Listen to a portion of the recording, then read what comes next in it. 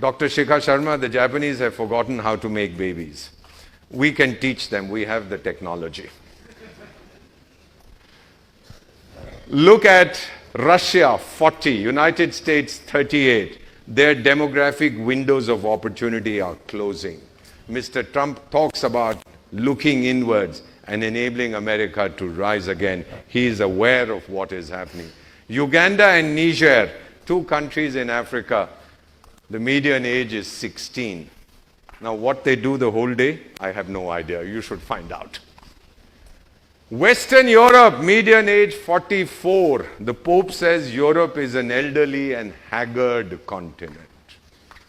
And my teacher at the Sorbonne, Alfred Sauvy, said, Europe will be a continent of old people living in old homes, discussing old ideas. The last 30 years, no innovation out of Europe. Think about this. I'm an observationist. I observe. Number 1 innovation, US. Number 2, China. Number 3, Japan. Number 4 in IT, India. 3 out of 4 largest countries for innovation are in Asia again. Where is Europe? Where is the continent? 15% of the world's population ruled 85% for 200 years. Do you want that to happen again? Because a country that does not recognize its history has no future.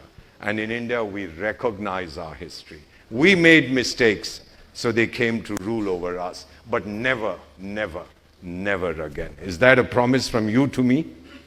Never, never, never again. Let me tell you, by 2020, how many years to 2020? 2 years. We will be the youngest country in the world. This, my dear children, is the best time to be young in India. May I be young again. May I be born again. And may I be a young Indian. I'm still young, but may I be an even younger Indian today. Old Hindi song for those of you who speak Hindi. Koi lauta de mere beete hue din. May someone return my youth to me. I would love to see that happen. Education. 320 million students in India. And 52% are our daughters. 52% of our students. You can shout and scream all you want about the quality of the education, whatever. The numbers speak for themselves. Almost 60,000 universities and colleges. We had 500 in 1950. The rate of literacy in India in 1950, look at the figures, I haven't invented these figures, was 7%. How much? 7%. 2018, we've just crossed 82%. 2022 will be 100%. In this country, and Kerala, God's own country, has shown the way. What 100% literacy. Consumer spending in India, ha ha. Do we know of any village in Kerala that doesn't have a beauty parlor? There's none in Punjab where I come from, or in Delhi, or in Odisha, or in Telangana, or in Andhra Pradesh, or in West Bengal, or in Jammu and Kashmir. Every village has a beauty parlor because 96% of our consumption expenditure is on looking better. Second, eating better. Do you have a McDonald's here? That's not eating better, that's eating rubbish. But we have a McDonald's, we have a Pizza Hut, we have a Domino's, we have a Dabba Wala here who gives you the best food. He's going to talk to you in a little while. Living better. When is the last time you saw a hut in a village? Do you have any in Kerala? We have none even in the poorest states of India. None. They may have a thatch roof, but it's a permanent structure where they live. Connecting better. 1 billion mobile phones in India. How many of you have mobile phones? Give me the correct answer. How many have mobile phones? Smartphones. Smart mobile phones. Come on, sir. I don't see your hand going up. Right.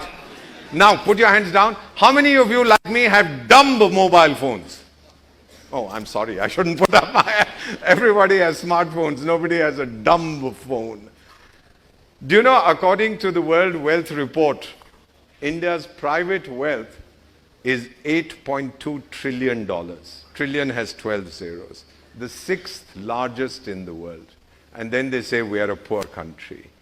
Private wealth, that Malaiwala fellow, what's his name, who's run off to England? Malaiwala? What? Malia, whatever his name is. Amalia. So he's also run off. Part of this $8.2 trillion which he's cheated according to the government belongs to the country. I'll spend a moment on this. 2011, Sikkim was devastated by an earthquake. September. I went with the Doordarshan team to film what they were doing. We asked international experts, how long will it take to open the road from Siliguri to Gangtok? Gangtok is the capital of Sikkim. You've heard of Sikkim, right? One of the most beautiful states of India, like Kerala. We asked the international experts, how long will it take to open the land route? They said up to 6 weeks. The then Prime Minister said, we can't wait 6 weeks. Sardar Manmohan Singh. He said, ask the Border Roads Organization, BR, Border Roads, to see if they can do anything. I know this because I personally was there. We asked the Director General, we said, sir, start working to open the road. Call me when it's open. Do you know, 19 hours later, I got a call saying the road is open. 6 weeks is what they told us, and 19 hours. Once the Prime Minister of Lesotho asked me for a suggestion to solve a problem. I said, sir, you have so many advisors, ask them. He said, no, I want to ask you. I said, all right, sir, my advice is try this. He did. The problem got solved. Then he called me to his office and he says, Deepak Vora, are you God? I said, no, sir, I'm an Indian. That's the next best thing.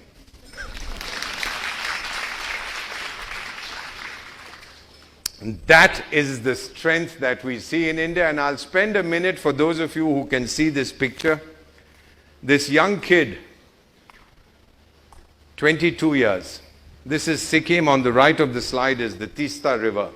He's drilling to open the road for my team to cross. This was one of the landslides. As you can see, the road is completely broken. This fellow was drilling and I'm screaming at him from 100 yards, son, be careful, be careful. And as I'm watching the stone on which he's standing, it breaks. I have that image captured in my mind.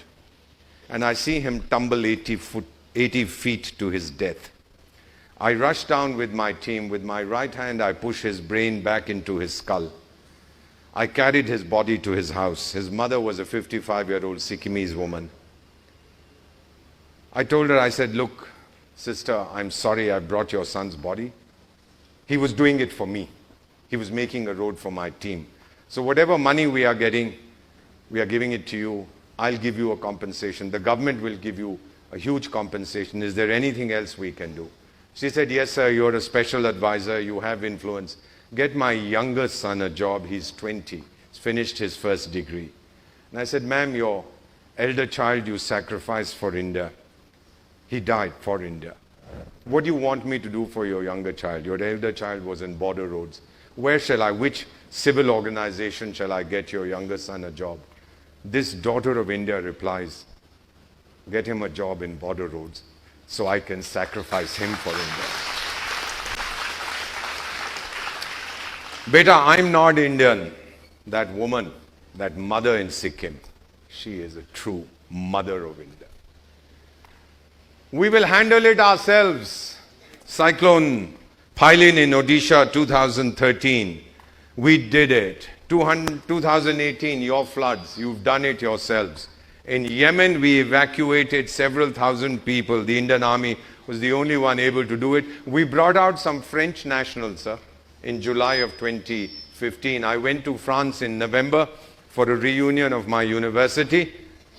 The French immigration guy looks at my passport and says, Ambassador of India? I said, yes. He said, sir, wait, I'm coming out. And he comes and stands in front of me. He says, you brought 40 Frenchmen out of Yemen. I said, if we did a mistake, we'll take them back. He said, no, sir. Thank you, India. This man tells me, thank you, India, police officer, saying thank you, India, for saving the lives of 40 French nationals. Amazing, isn't it? These people thanking us.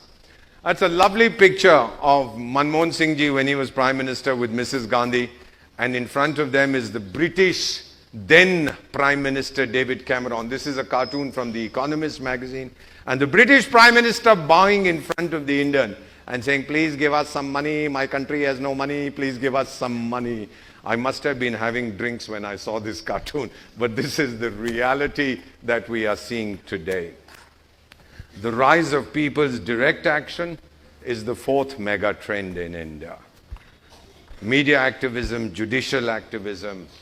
You all know the story of chief ministers being put in jail. There are, at this point of time, at least 2 former chief ministers of Haryana and of Bihar who are in jail. There's a famous Bollywood actor. Everybody was very happy that he was acquitted. He was not. He was given bail. Let me promise you, if the case goes as it should, this guy will spend a lot of time in jail because the law is now equal for everybody. Beta, this is the new India. This India is owned by its people, not by any individual. Just one digression on food. Sir, Mr. President, do you know what hunger is? Do you know what hunger is? You don't. Sir, do you know what hunger is? I'll tell you. 1965, we fought a war with Pakistan. 1966, the rains failed. Do you remember that, sir? 67, the rains failed. We had to import 9 and 11 million tons of food from the United States. We were living on what is called ship to mouth. The ship would bring us the food, the wheat to eat. And Mondays we were not supposed to eat. Ma'am, you might remember that. We were not supposed to have a meal, not have dinner. Ask me. Not that my father couldn't afford it, but he was a loyal Indian and he said no. And a 15-year-old kid sleeping hungry, let me assure you it wasn't easy.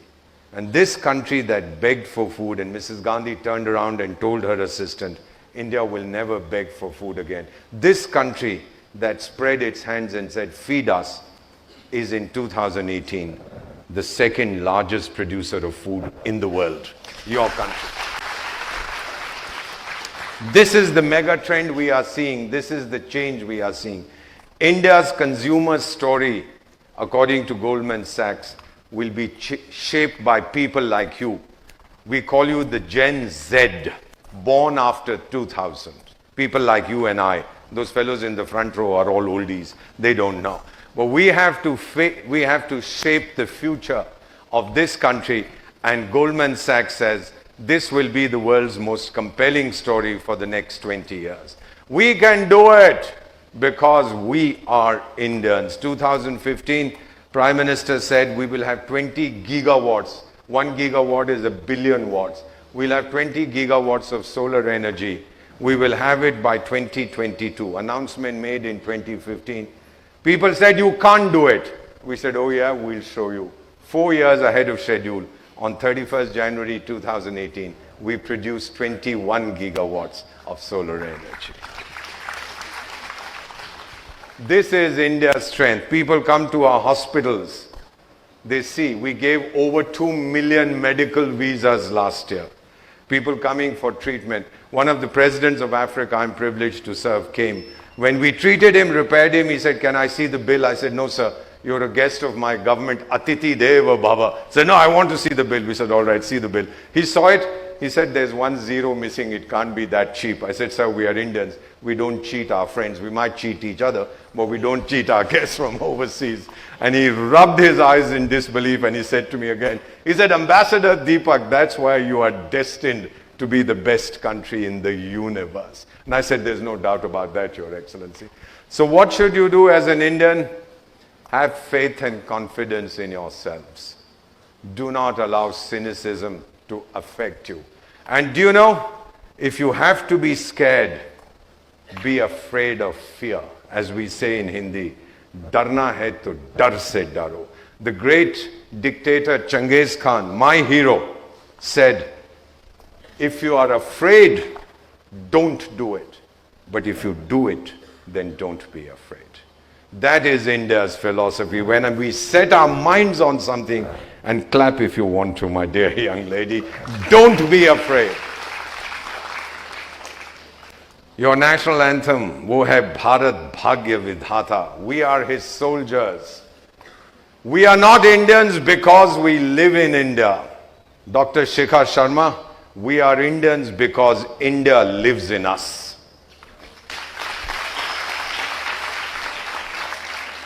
I have just one request for all of you young kids here. Write the destiny of India with your own hands so that no one else is able to write it for us. For too long have others shaped the future of India. Now, India will shape its future itself. I touch my ears because I ask God to forgive me for saying that we will write our destiny ourselves. Height of the Kargil War. Have you heard of the Kargil War, 1999? Young Indian soldier, or not even a soldier, a villager, comes to register for the army. People asked him, how can you? Both his legs were cut off below the knees. They said to him, you cannot join the army, you are handicapped. You don't have your legs below your knees. This kid pulls himself up and replies, gentlemen, I have come to fight, not to run. Look at the spirit of this boy. I have come to fight, not to run. We are the brave men and women who work while others sleep. We stay while others run.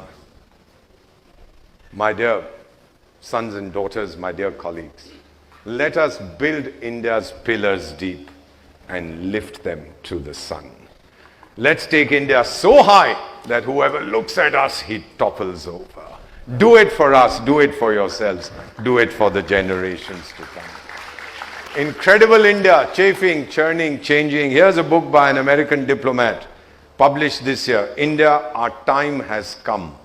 How India is shaping its place, making its place in the world. Swami Vivekananda had said the future India will be much greater than ancient India. All of you who were sleeping can now wake up. Thank you so much for giving me your attention.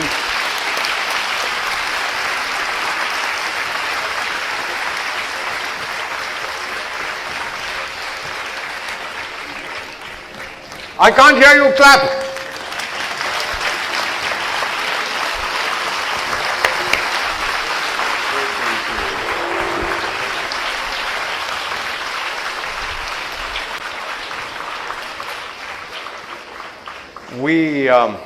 Something very personal. In my family, we have a child. We had a child who fought for India in Kargil. He died there. So my own memorial, I've asked the Indian Army to build for me one in Kargil where I'm special advisor. My mother was a Buddhist. So in front of a statue of Buddha, they've built my memorial. And what it states, please sir, written on that memorial is, because our child died there, close to where he lost his life defending India. It says, scattered in the dust, silent I remain. When India's bugle calls, I will rise again. Thank you very much.